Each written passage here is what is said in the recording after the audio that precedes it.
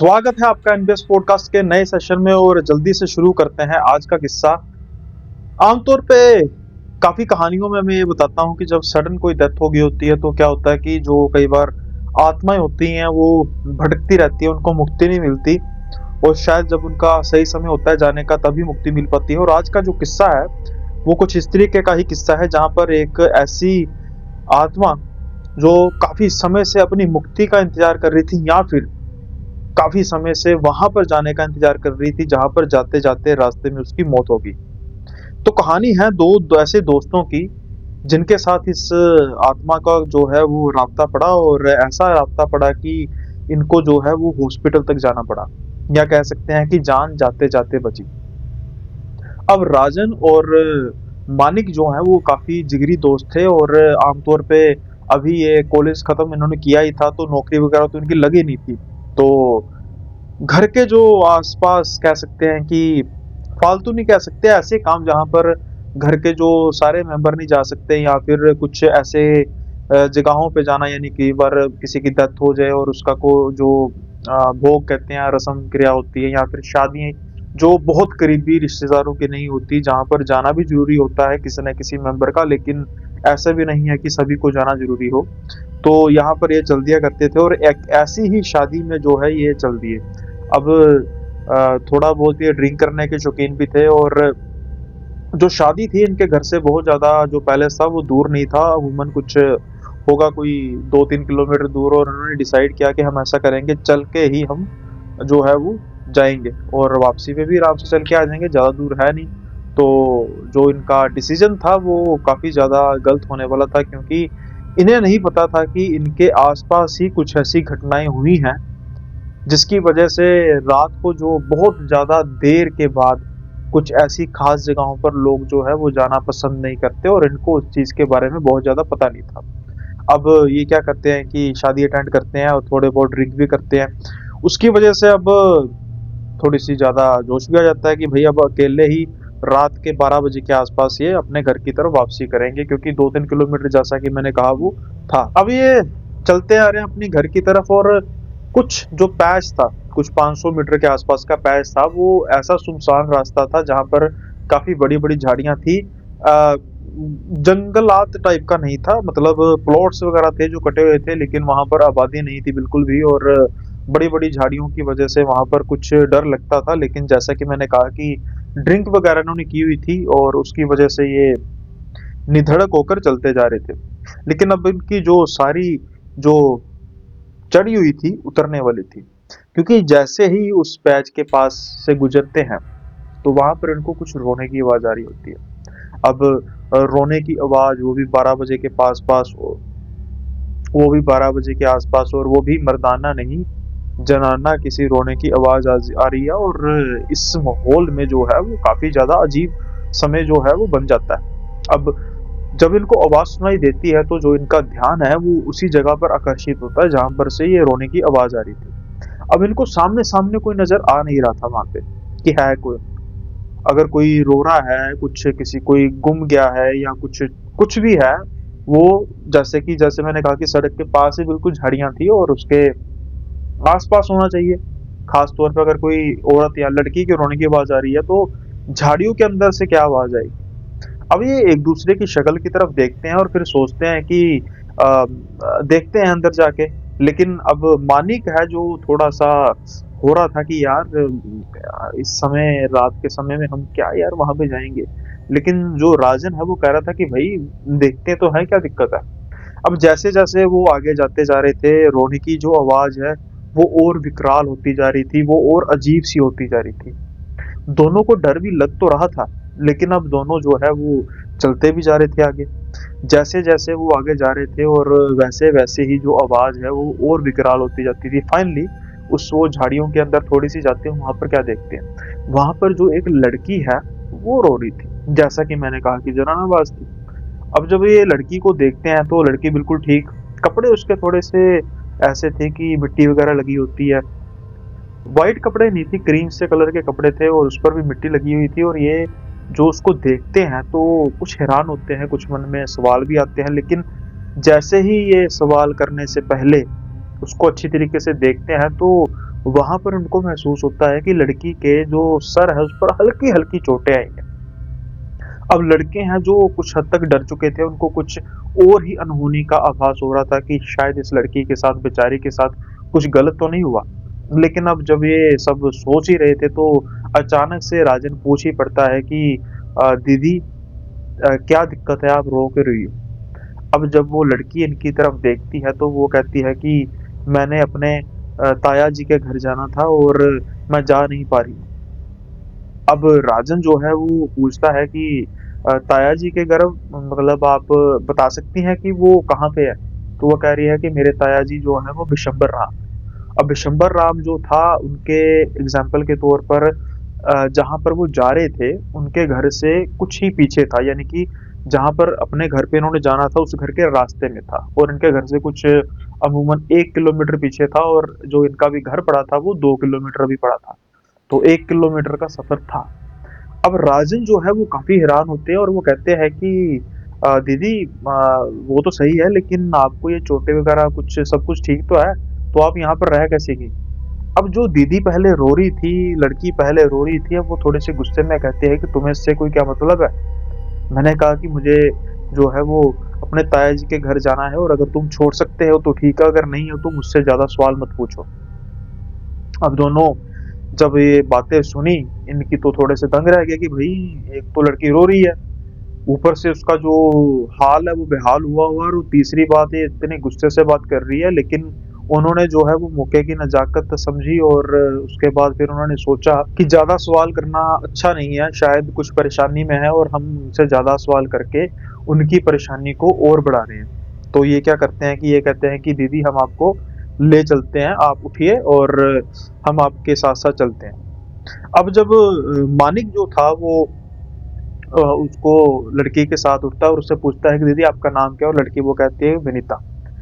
अब विनीता को साथ में लेते हुए जो मानिक है वो आगे आगे चलने लग पड़ता है। जैसा कि मैंने कहा, रात के 12 बजे का टाइम था आसपास, और अंधेरा जो है वो काफी ज्यादा पसरा हुआ था, रोशनी बहुत ही ज्यादा कम थी। और जैसे जैसे ये आगे चलते जा रहे थे, वैसे वैसे ही जो दोनों थे उनको कुछ अजीब से तरीके का भारापन महसूस हो रहा था, क्योंकि जो लड़की है वो रो रही थी, उसको ऐसे लगा हुआ था कि चोटें आई हुई हैं, लेकिन उसके बावजूद वो उनसे तेज चल रही थी। और विनीत और राजन को, उनको मैच करना जो है वो कुछ मुश्किल हो रहा था। जैसे कि जो विनीता है वो बहुत ज्यादा जल्दी में है, उसको बहुत जल्दी है घर पहुंचने की। अब ये जब सब हो रहा होता है तो राजन जो है वो उसको थोड़ा सा शक पड़ता है। शक इन दी सेंस कि उसको लगता है कि ऐसा तो नहीं है कि कोई गैंग है और हमें फंसाने की कोशिश की जा रही है, क्योंकि ये लड़की जो है उसको घाव लगे हुए हैं, देखने में ही लग रहा है, उसके कपड़े गंदे हुए हैं और उसके बावजूद ये तेज चल रही है। लेकिन दूसरे ही मन में उसके ये सवाल आ रहा था कि वो बिशंबर राम जी को कैसे जानती है, जो कि उनसे कुछ ही दूरी पर रहते हैं और इनकी हल्की फुल्की जो है वो जान पहचान थी। अब क्या होता है कि ये दोनों सोचते तो जा रहे हैं, एक बार जैसे मैंने कहा कि जो मानिक है वो कुछ आगे था, तो राजन जो है वो उसके पीछे पीछे चल रहा था। जैसा कि मैंने कहा कि उनकी बॉडी पर अजीब से तरीके का दबाव पड़ा हुआ था, जिसकी वजह से उनको कुछ परेशानी हो रही थी, तो इसलिए वो कभी कभार एक दूसरे को देख रहे थे कि भाई कुछ दिक्कत लग रही है, लेकिन बोल कुछ नहीं रहे थे, क्योंकि शुरू से ही शायद उस लड़की ने ऐसी दहशत इनके मन में डाल दी थी कि ये ज्यादा एक दूसरे से बात भी नहीं करना चाह रहे थे। अब जैसे जैसे ये आगे बढ़ते जा रहे हैं, अचानक से क्या होता है कि जो राजन है कुछ ज्यादा करीब आ जाता है, और अचानक से उसका मोबाइल गिर जाता है। गिर जाता है और जैसे ही वो नीचे झुकता है और उसके जो नजर है वो मानिक और उस लड़की विनीता के कदमों की तरफ पड़ती है, तो उसकी जो सारी जड़ी होती है पूरी तरीके से उतर जाती है और उसका शरीर जो है वो पसीने से तरबतर हो जाता है। अब ऐसा क्या देख लेता है? आप भी सोच रहे होंगे कि उल्टे पांव होंगे जरूर उस विनीता के, लेकिन उसके पांव उल्टे नहीं थे, या यूं कहना चाहिए कि उसके पांव है ही नहीं थे। वो लेविटेट कर रही थी, वो हवा में ही उड़े जा रही थी, इसलिए तो कुछ तेज लग रही थी उससे। अब जैसे ही ये नजारा जो है वो राजन देखता है, तो वो बड़ी मुश्किल से अपने आप को सँभालता है और इंतज़ार करता है कि जैसे ही मानिक मेरी तरफ देखे, तो वो इशारा करे कि भई हम जिसे लेके जा रहे हैं वो इंसान नहीं है, वो कोई प्रेत आत्मा है और हो ना हो आज हम बचने वाले नहीं। अब किस्मत साथ देती है तो जो मानिक है वो एक बार पीछे देखता है मुड़ के। अब जैसे ही मुड़ के पीछे देखता है तो राजन कहता है, नीचे की तरफ इशारा करता है और मानिक जैसे ही नीचे देखता है वनीता के पैरों की तरफ, जो कि होते ही नहीं है, यानी कि वो लेविटेट कर रही होती है। अब मानिक और राजन दोनों एक दूसरे से नजरें मिलाते हैं और कहते हैं भाग। जितनी तेज हो सकता है दोनों भागते हैं, जितनी तेज हो सकता है भागते हैं और जैसे ही ये भागना शुरू करते हैं वैसे ही उस वनीता की जो आवाजें हैं वो ऐसी राक्षसी आवाजें हो जाती है, ऐसी भूतिया आवाजें हो जाती हैं कि बस इनकी जो है वो जान हलक में आ जाती है। लेकिन ये भागते रहते हैं क्योंकि इन्हें पता था कि जैसे ही रुके वैसे ही इनकी जिंदगी खत्म, क्योंकि साक्षात इनके साथ पास अभी पीछे कोई लड़की या कोई गैंग नहीं लगा था, एक प्रेत आत्मा लगी थी जिसको ये सोच रहे थे कि इसकी मदद करेंगे। अब अब विधान देखिए कि शायद वो लड़की क्यों अपने ताया के घर नहीं पहुंच पा रही थी, क्योंकि विशंबर राम के ताया के घर के बिल्कुल सामने और उससे कुछ पीछे, मतलब कि बिल्कुल पैरेलल होता है और थोड़ा सा इस तरीके समझ सकते हो ना आप, ये किस सिमेट्री में होगा, एक मंदिर था। अब ये क्या करते हैं कि जल्दी से भागते जाते हैं और 12-1 बजे तो भाई मंदिर कोई खुला नहीं होगा, लेकिन मंदिर की दीवारें इतनी ऊंची नहीं थी और आगे परिसर था मंदिर का। ये भागते भागते दोनों जो है वो मंदिर के परिसर को टापते हैं, छलांग लगाते दीवार फांदते हैं और बस मंदिर में बैठ जाते हैं। अब जो वो लड़की है या वो प्रेत आत्मा है, वो वहां पर बाहर ही खड़ी है, उससे आगे नहीं जा पा रही और वो बहुत बुरी तरीके से चिल्ला रही है कि मुझे मेरी मंजिल पर पहुंचा दो, मेरा अधूरा सफर है जो उसे पूरा करो। मुझे मेरी मंजिल पर पहुंचा दो, मेरा अधूरा सफर है जो उसे पूरा करो। अब अधूरा सफर शायद वो अपने ताया जी के घर जा रही थी, लेकिन शायद उस मंदिर की वजह से या कुछ ऐसा था जिसकी वजह से वो पहुंच नहीं पा रही थी। जैसे जैसे सुबह होती जा रही थी वो आवाजें जो है वो धीमे धीमे होती जा रही थी और सूरज की पहली किरण के साथ ही वो आवाजें बिल्कुल बंद हो गई। लेकिन यहाँ पर मानिक और राजन का जो हाल था वो बेहाल हुआ था। वो तो बस इंतजार कर रहे थे कि जैसे ही सुबह, क्योंकि बुखार से दोनों तप रहे थे और जो उनको चढ़ी हुई थी शराब उसका तो कोई नामो निशान ही नहीं था। अब सुबह सुबह 5 बजे 6 बजे पंडित जी आते हैं, गर्मियों के दिन थे तो सूरज जो है वो जल्दी उदय हो जाता है। तो अब देखते हैं अभी दोनों जो हैं ये बेसुध पड़े हुए हैं और उससे पूछते हैं कि भाई क्या हुआ। मुंह से उनकी शराब की वासना तो आ रही थी। पहले तो पंडित जी को गुस्सा चढ़ता है, लेकिन वो हाथ जोड़ के कहते हैं पंडित जी आप तो हमें जानते हैं, जो जानते थे उनको, और कहते हैं कि हमारे साथ ये सारा कांड हुआ। अब पंडित जी जब ये सारी बात सुनते हैं तो वो विशंबर राम जी को जानते हैं अच्छे तरीके से, वो जल्दी से जाते हैं और विशंबर राम जी को बुलाकर आते हैं। अब विशंबर राम जी जो है वो दौड़े दौड़े आते हैं, उनकी आंखों में आंसू होते हैं और वो पूछते हैं कि बेटा जो तू हमारे साथ हुआ क्या तुम वो सच कह रहे हो, वो कैसी लगती थी लड़की। अब उसका थोड़ा बहुत हुलिया बताते हैं और वो हुलिया बिल्कुल ही उस हुलिये से मेल खाता था जो विशंबर दास जी की भतीजी का था।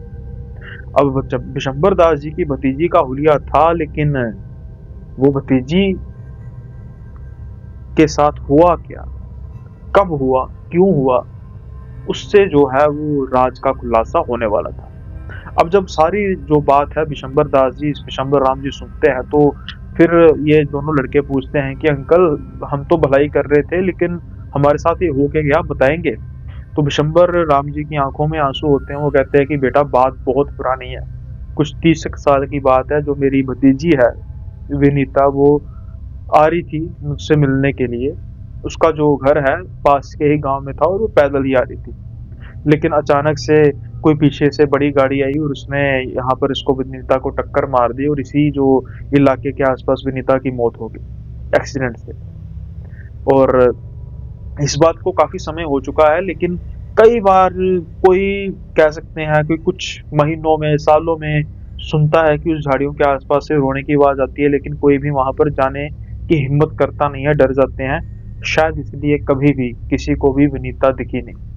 लेकिन जैसा कि तुम कह रहे हो कि तुम उस झाड़ियों के अंदर गए और वहां पर तुमने उसको मदद के लिए कहा, और उसके बाद फिर तुमने उसका जो अधूरा सफ़र है उसको पूरा करने की कोशिश की। लेकिन उससे पहले ही तुमने ये जान लिया कि वो इंसान नहीं है, वो एक प्रेत आत्मा है, जिसकी वजह से तुमने भागने की कोशिश की और वो चाहती थी कि तुम जो उसका सफ़र है वो पूरा करो जैसे मर्ज़ी करके। मुझे नहीं पता कि अब वो क्या चाहती थी, किस तरीके का अपना सफ़र पूरा करना चाहती थी, लेकिन तुमने जो है ये बात करके जो मेरे घाव थे, मेरे भतीजे के जाने के घाव थे, वो फिर से हरे हो गए और मेरे मन में जो है वो अब एक तरीके का कह सकते हैं कि एक विचलित हुआ है कि मेरी भतीजी जो है वो आज भी आत्मा के तौर पे भटक रही है और वो मुझसे मिलना चाहती है। अब ये सब कुछ होता है तो पंडित जी जो हैं वो फिर कुछ पूछताछ करते हैं कि कुछ उसको जैसे होता है कि सनातन धर्म में कि उसका कुछ गति उसकी की, लेकिन ऐसा कुछ हुआ नहीं, पता नहीं क्यों नहीं किया, गलत किया जो भी किया। लेकिन उसके बाद फिर एक उसी जगह पर हवन यज्ञ जो है करके वहाँ पर उसकी जो है गति कराई गई। गति तो वैसे पहेवा में होती है, लेकिन जो भी होती है सनातन के अनुसार फिर पहेवा में भी शायद गए होंगे, जिसके बारे में मुझे ज़्यादा डिटेल में पता नहीं, लेकिन सारी जो है वो व्यवस्था की गई और उसके बाद कहते हैं कि उसके बाद ज़्यादा कुछ ऐसा हुआ नहीं। लेकिन आज भी जो ये घटना है इन दोनों की सिट्टी-पिट्टी गुल कर देते हैं, क्योंकि उन्होंने साक्षात एक ऐसी प्रेतात्मा को देखा जिसका सफ़र अभी अधूरा था। आई होप आपको ये आज का किस्सा पसंद आया हो, और अगर आपको पसंद आया तो ज़रूर लाइक कर दीजिएगा। सब्सक्राइब करने में कोई कंजूसी मत कीजिएगा, सब्सक्राइब कर दीजिए चैनल को, जो न्यू व्यूअर्स हैं साथ के साथ ही शेयर करना मत भूलिएगा, बेल आइकन को प्रेस कर दीजिएगा ताकि आने वाली वीडियोज़ के आपको नोटिफिकेशन मिलते रहे, क्योंकि इस चैनल पर आपको मिलेंगे अब से रोज़ नए किस्से। तो रोज़ जो हॉरर के शौकीन हैं सुनने के, वो इस चैनल को स्पेशली तौर पर सब्सक्राइब कर सकते हैं, क्योंकि यहाँ पर आपको हॉरर स्टोरी के साथ-साथ वीकली हॉरर पॉडकास्ट भी सुनने को मिला करेंगे, जो अलग-अलग बड़े-बड़े गेस्ट के साथ हुआ करेंगे। अब जल्दी से चलते हैं अगले किस्से की ओर। अब अगला जो किस्सा है वो इतना अजीब किस्सा है, मैंने सैकड़ों कहानियाँ सुनाई पॉडकास्ट पे, मैंने अलग-अलग होस्ट से भी बातें की, उन्होंने भी अपने एक्सपीरियंस शेयर किए और कहीं न कहीं इस चीज़ की हमें अजीब, बहुत ज़्यादा कुछ डरावना, मतलब हम आपके लिए हो सकता है क्योंकि आप इसको सुनते हैं, लेकिन हम सुनाते भी हैं उसकी वजह से क्या होता है कि एक एक लेवल बढ़ जाता है कि भई इस लेवल से ज़्यादा का जो है वो हॉरर होगा तो हमें जाके संतुष्टि होगी कि भई ये हॉरर है। और आज का जो ये दूसरा किस्सा है वो इतना अजीब है कि पहले तो मैंने सोचा था कि इसको टाइटल में लेकर आया जाए, यानी कि मेन बनाया जाए, लेकिन मुझे ना इसका टाइटल भी जो है वो ढूँढने में, मतलब टाइटल को जस्टिफ़ाई करने में, टाइटल बनाने में मुझे पता नहीं लग रहा था कि मैं उसको किस तरीके से बनाऊँ। तो इसलिए इसको मैंने दूसरे नंबर पर लिखा और ये मेरे अब तक के सुने गए सबसे ज़्यादा अजीब किस्सों में से एक है। क्योंकि यहाँ पर बात हो रही है काले जादू की। अब भाई काला जादू जो है वो तो सबके साथ आमतौर पे होता रहता है, तो इसमें अजीब क्या है? लेकिन यहाँ पर कुछ अजीब जो है वो हुआ, वो ये हुआ कि जो रमेश है, आज वो ज़िद कर रहा था अपनी मासी जी के पास जाने की। अब उसकी जो मासी जी हैं वो बेसिकली अनमैरिड हैं और वो काफ़ी समय से बीमार भी हैं। इस वजह से रमेश को उसके पास क्यों नहीं लेके जाया जा रहा? ऐसा कुछ था नहीं कि कोई रमेश की वजह से दिक्कत थी, लेकिन कुछ समय से ये गौर किया जा रहा था कि रमेश जब भी अपनी मासी के पास जाता है, तो जो मासी की हरकतें हैं, वो अजीब-सी हो जाती है। ऐसा लगता है कि उसको पोसेशन हुई है और वो बड़े ही अजीब से तरीके से बातें करना शुरू कर देती है और जब वो बात करती है, तो ऐसा लगता है कि कोई और ही उसके अंदर बात कर रहा है। अब जैसा कि मैंने कहा कि वो अनमैरिड थी।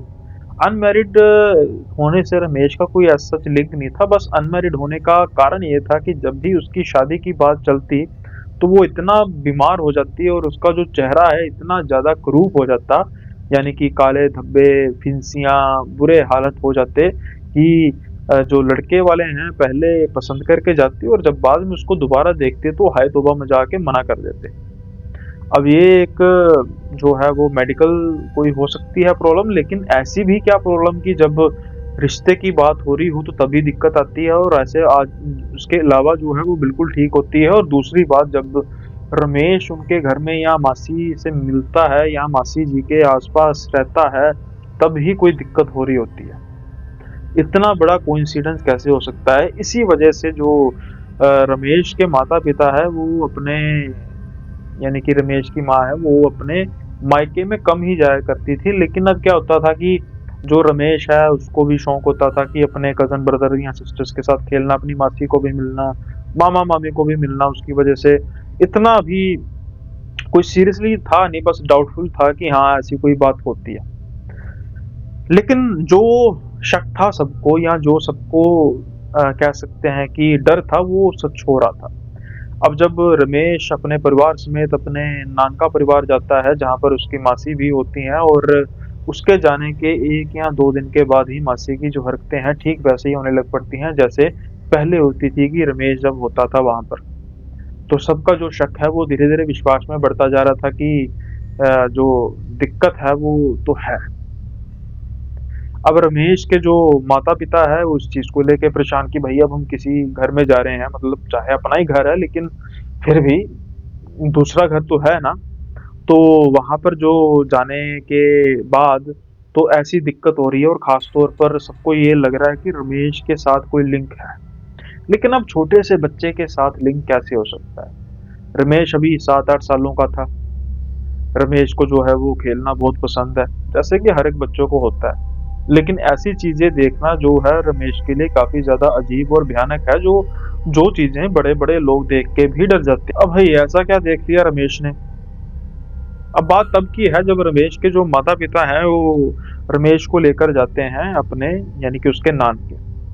रमेश बच्चों के साथ खेलता है और जैसा कि मैंने कहा कि फिर हाव-भाव जो है चेंज होने लग पड़ते हैं। अब जो है लेवल आगे के लेवल की जो है वो बात आ चुकी थी। मासी की तबीयत इतनी ज़्यादा बिगड़ चुकी थी कि किसी पंडित जी को जो है वो बुलाने की नौबत आ गई। अब जो नानका परिवार यानी कि नानी-नाना जी हैं वो अब कहें भी तो क्या कहें कि भई हमें लग रहा है कि हमारे दोते की वजह से कोई दिक्कत आ रही है। ऐसा तो कुछ होना नहीं चाहिए था और ऐसा कहते भी तो उनके माता-पिता पर क्या बीतती।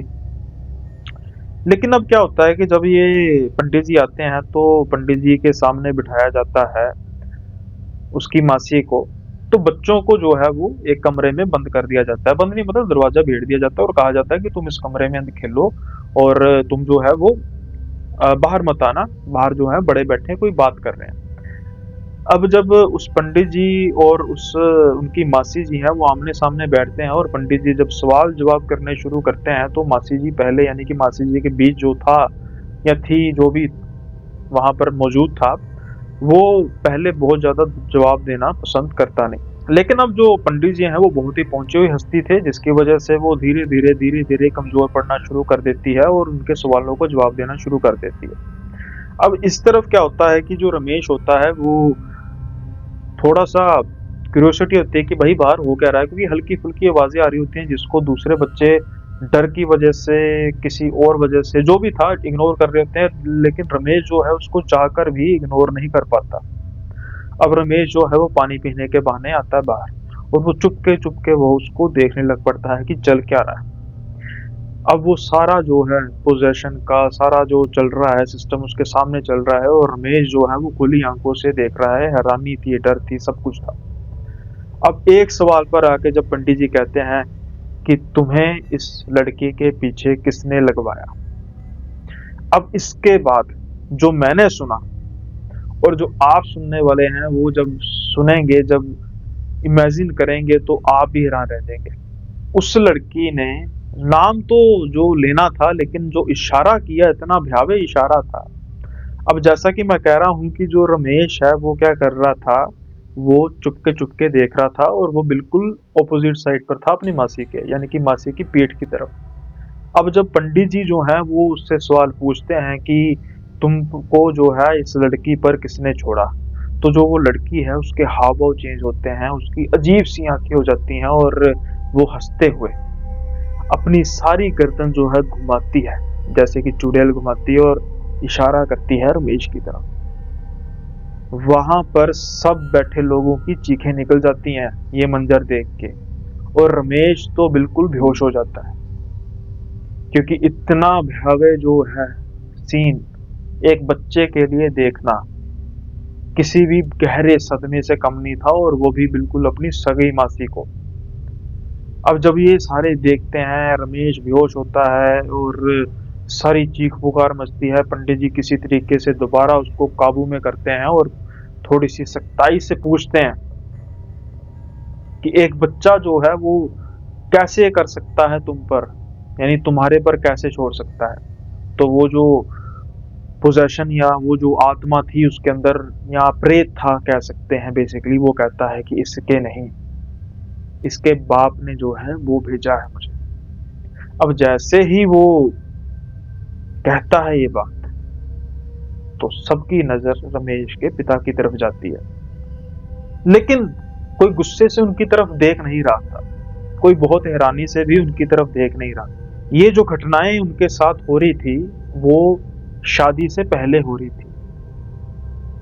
अब फिर कैसे कहा जा सकता है कि रमेश के पिता ने किया, क्योंकि ये जो कांड किया था रमेश के पहले पिता ने, यानी कि उसके बायोलॉजिकल फादर ने किया था, और रमेश की माताजी की दूसरी शादी थी जिनका पति उस समय वहां पर बैठा था। पहले जो पति थे उनकी मौत हो चुकी थी।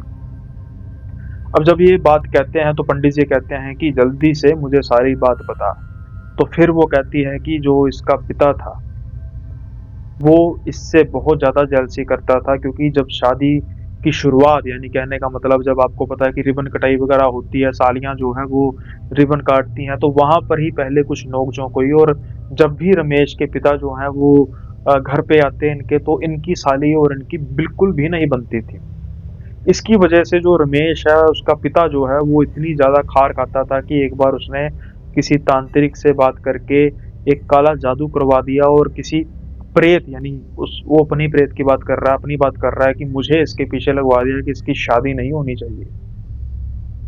अब आमतौर पर क्या होता है कि जब ऐसा कोई काला जादू करता है तो उसकी जब मौत हो जाती है तो जो काला जादू होता है टूट जाता है। लेकिन जब कोई प्रेत को पीछे लगवा दिया जाए तो फिर, अब जो प्रेत है वो धीरे धीरे धीरे धीरे अट्रैक्ट हो चुका था इनकी मासी से, इसलिए वो किसी से भी शादी नहीं करवाना चाहता था इसकी, क्योंकि वो चाहता था कि इसकी किसी के साथ शादी ना हो, मेरे साथ ही रहे, मेरी ही होकर रहे। और जब भी रमेश आता था, तो अब रमेश के पिता ने काला जादू कराया था, तो कुछ ना कुछ अंश था जो उस गुस्से का, उसकी वजह से जो इसकी मासी है वो पोजेस होना शुरू हो जाती थी, वो अजीब सी हरकतें करने शुरू हो जाती थी।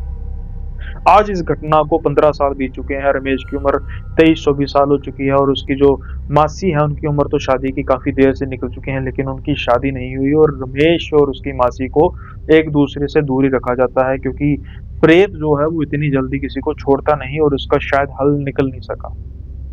तो थी ना ये काफी अजीब सी घटना भाई, मुझे तो ये काफी अजीब सी कहानी लगी, और आपको कैसी लगी आप कमेंट बॉक्स में बता सकते हैं, और साथ के साथ ही लाइक शेयर सब्सक्राइब कर दीजिए, क्योंकि अब इसके बाद का जो किस्सा है वो भी कोई अजीब सी घटना से कम नहीं है, वो भी एक बड़ा ही अजीब सा किस्सा है। ऐसा होता भी है, मतलब जो होने जा रहा है जो इस किस्से में, लेकिन बड़े एक्सट्रीम लेवल पे। अब ये क्या था कि ये पुराने समय में, यानी कि आज से कुछ 50-60 साल पहले, आपको पता ही है कि जो डिलीवरी होती थी वो आमतौर पर हॉस्पिटल्स तो बहुत कम थे, और होते भी थे तो कोशिश यही होती थी गांव में कि घर पे ही डिलीवरी की जाए, और उसके लिए खास तौर पर एक प्रोफाइल होती थी जिसको दाई कहा जाता था, और दाइयाँ जो होती थी वो घर में ही डिलीवरी कराती थी। अब ये किस्सा भी एक दाई का है, और ये कैसे शुरू होता है कि एक जो औरत है वो काफी अमीर होती है, बहुत पैसा होता है। अब जब उनकी पोतियां उससे पूछती हैं कि दादी जी हमारे जो काम है इतना ज्यादा है नहीं, हमें भी पता है वो बड़ी हो चुकी हैं, हमें भी पता है कि इतना काम है नहीं, और इसके बावजूद हमारा घर है, गाड़ी है, बहुत बड़ा बंगला है, तो ये मुझे बात जो है वो समझ में नहीं आ रही। आप बताइए कोई हमें खजाना हाथ लगा था क्या? अब इनकी जो दादी है वो हंस के कहती है कि यूं समझ लो कि खजाना ही हाथ लगा था। अब ये कहती हैं कि हमें समझाओ इस चीज का मतलब क्या था।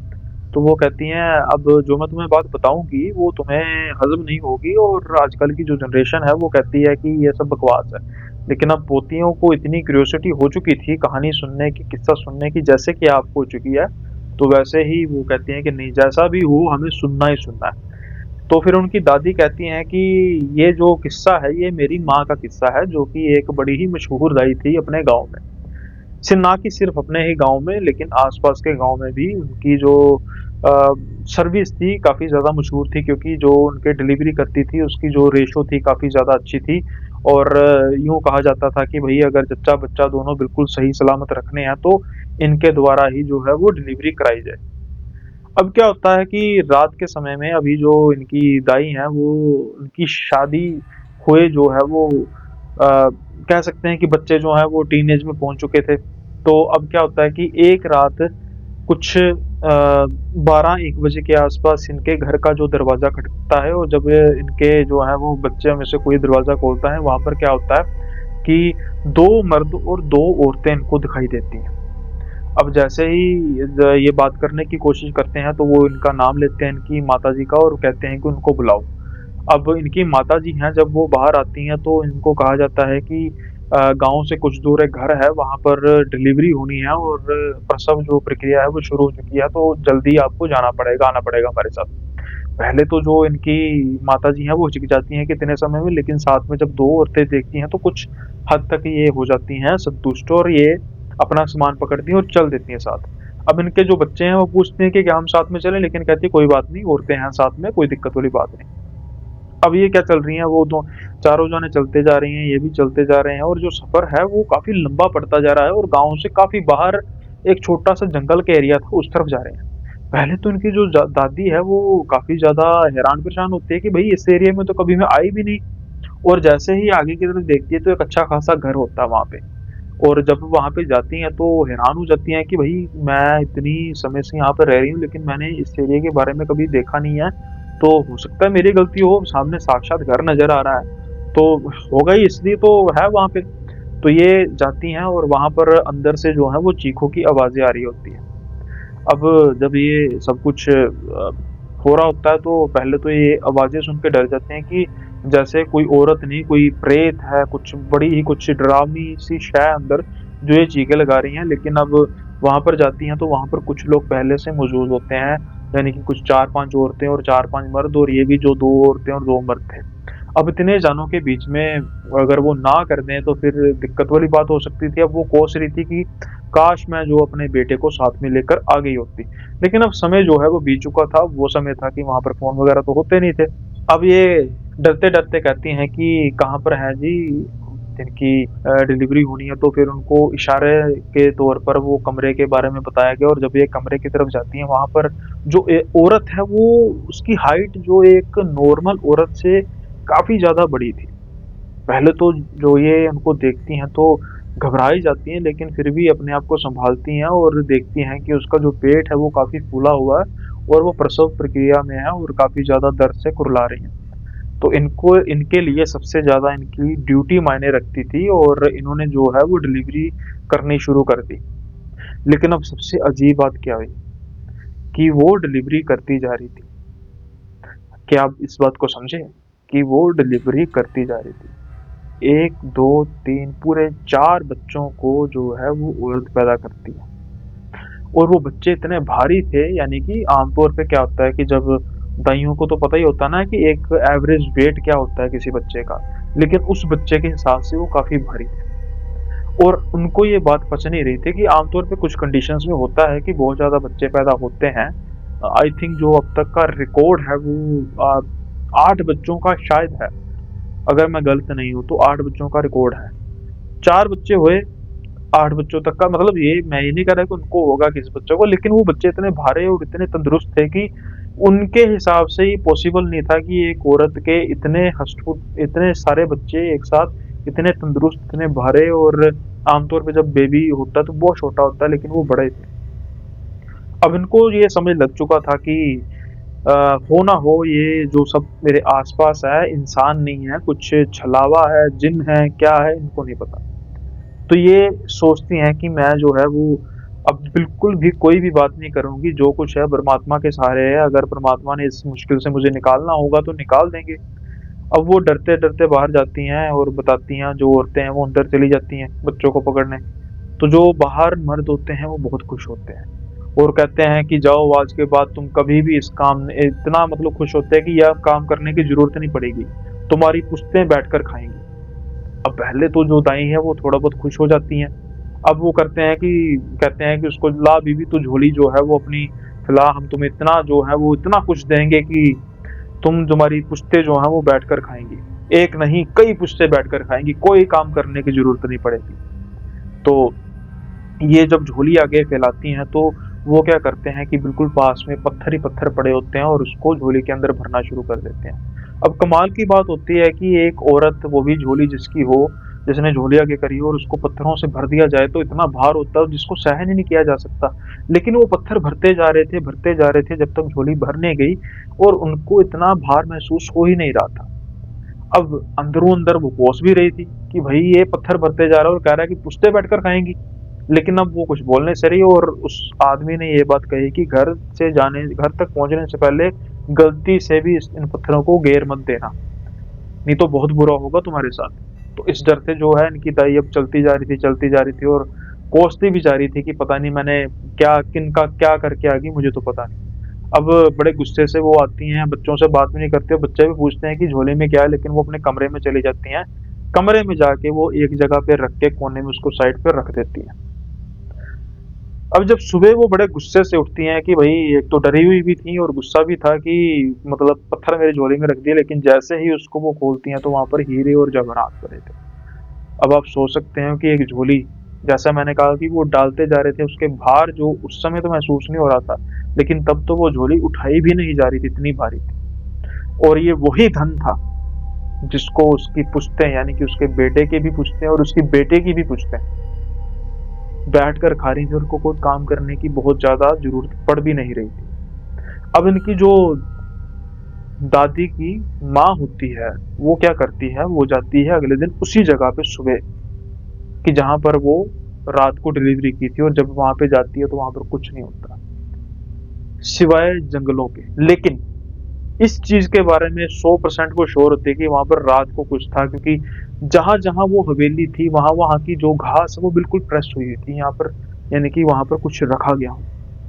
अब दादी मुस्कुरा भी रही थी, हल्का हल्का डर भी था कि पता नहीं उसने रात को किसकी डिलीवरी की, लेकिन जिसकी भी की उसने बद्दुआ नहीं दी, दुआएं दी और इतना धन धान्य दे दिया कि जिससे वो ही नहीं उसकी कई पुश्ते भी, जैसा कि उसने कहा था कि वो सारी उम्र बैठ के खाएंगी। अब ऐसा भी हो जाता है भाई। और किस्सा कैसा आपको लगा जरूर बता दीजिएगा, थोड़ा सा डरावना तो था, लेकिन सारे सोच रहे होंगे कि भाई हमारे साथ भी कुछ ऐसा हो जाए।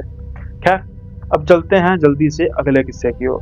आज का अगला और आखिरी किस्सा एक ऐसा ऑफिस है जहां पर आमतौर पे क्या होता है कि जो ऑफिस हमारे दिमाग में जब आती है इमेज, तो क्या होती है कि बिल्डिंग होती है जहां पर फर्निश्ड ऑफिस वगैरह, मतलब फर्नीचर वगैरह होता है। लेकिन ये जो ऑफिस था ये कुछ अलग ऑफिस था। अब नई नई कोई स्टार्टअप कंपनी खुली थी और वहां पर उन्होंने सोचा कि एक जो बंगलो या कोठी है जिसको रेंट पर लिया जाएगा, जिससे क्या होगा कि ऑफिस का जो है वो खर्चा थोड़ा सा कम होगा। लेकिन अब स्टार्टअप वाले तो ये काम कर लेते हैं, लेकिन वहां पर काम तो जो होता है वहां पर ऑफिस के बंदों ने करना होता है, और अगर वहां पर उन एम्प्लॉयज की जगह पे कोई और भी हो तो फिर कैसा होगा। अब ये ऐसी ही जो ये किस्सा है, एक ऐसे घर का, एक भूता घर का, एक हॉन्टेड विला का जो है वो किस्सा है, जहां पर एक स्टार्टअप के द्वारा, आईटी स्टार्टअप होता है उसके द्वारा एक विला को किराए पर लिया जाता है। और जो सुमेश होते हैं, ये उनकी कहानी है, उनका किस्सा है। वो कहते हैं कि उनका जो काम था बेसिकली तो 8 आवर की जॉब होती है, लेकिन आजकल काफी ज्यादा बहस छिड़ी है कि 70 आवर्स इन अ वीक, ऐसा वैसा। तो ये स्टार्टअप कंपनी का भी कुछ ऐसी ही सोच थी कि भाई जितना हो सके अपने एम्प्लॉयज को चूसा जाए और उनसे काम निकाला जाए।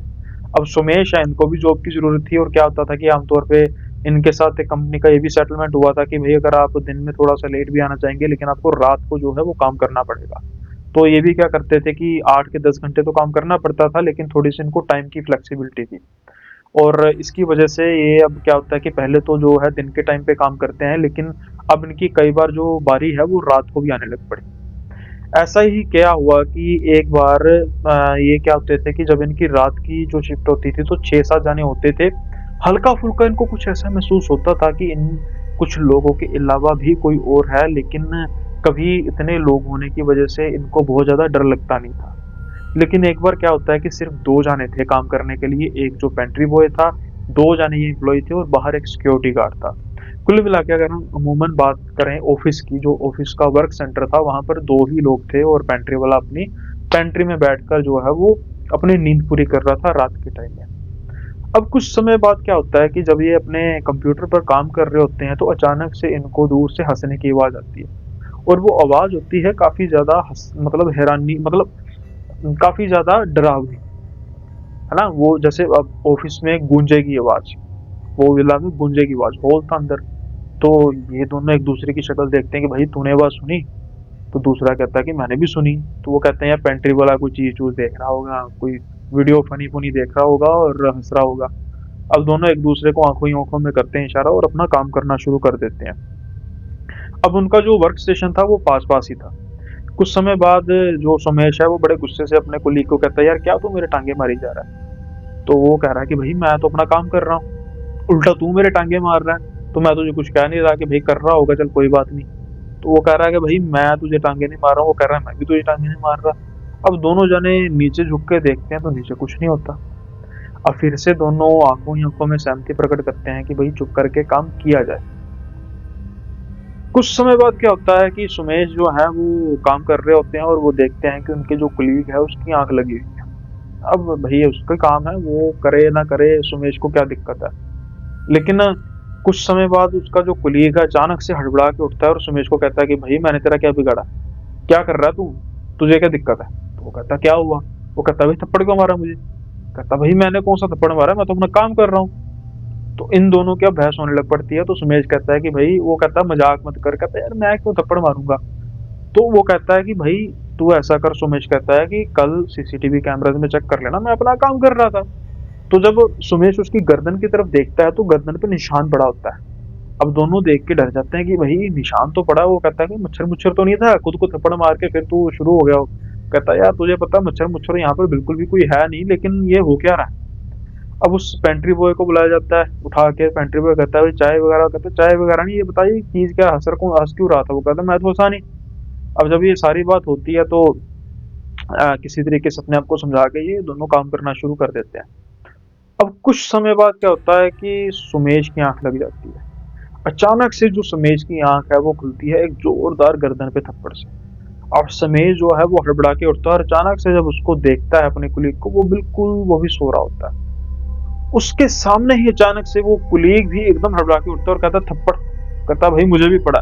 अब जो दोनों एक दूसरे की गर्दन की तरफ देखते हैं तो दोनों की गर्दन लाल हुई होती है और उनके दोनों के पीछे अजीब से तरीके की हंसने की आवाज आने लग पड़ती है। दोनों जब मुड़ के देखते तो वहां पर कोई नहीं होता। अब इसके बाद वो क्या करते हैं, आप क्या करते या मैं क्या करते? आपने बिल्कुल सही सुना। वो जल्दी से उठते हैं, अपना लैपटॉप बैग के अंदर डालते हैं और उस ऑफिस से निकलते हैं जल्दी से बाहर और पेंट्री बॉय को भी कहते हैं कि भैया अगर तूने थप्पड़ नहीं खाने तो तू भी बाहर आ जा। अब जो सिक्योरिटी गार्ड है उसको कहा जाता है कि हमारे हमारे ऑफिस के अंदर ये कांड हो रहा है। सिक्योरिटी गार्ड कहता है कि भैया अंदर बाहर तो कोई आया नहीं है। अब ये उसी समय अपना काम छोड़ते हैं, बॉस को मैसेज डालते हैं कि भाई हम नहीं आ रहे। सुबह उसका जो बॉस है उसको बुलाता है उनको कि भैया आओ तो सही, क्या चक्कर हुआ है। सारी कहानी बताई जाती है। बॉस उसका काफी ज्यादा गुस्से होता है और वो कहता है कि ये तुम्हारे दोनों के काम ना करने के टशन है। तुम रात भर हुए होगे, सोए हुए होगे और तुमने सोचा होगा कभी हम एक बहाना बना देंगे और उसके बाद हम कहेंगे कि भाई हमारे साथ तो ये हो गया, हम नहीं करते।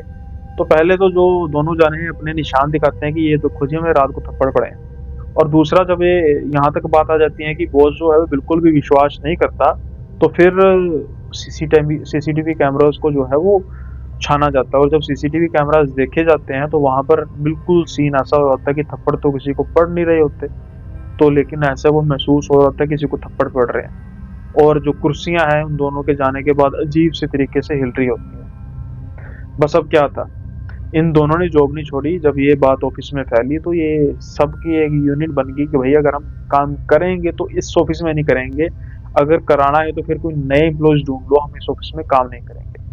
उसके बाद से वो विला को जो है वो खाली कर दिया गया और बाद में जब उसकी हिस्ट्री वगैरह निकाली गई तो पता लगा कि वहां पर कुछ लोगों ने मतलब फैमिली, बड़ी फैमिली रहती थी और दो लोगों ने वहां पर सुसाइड किया था।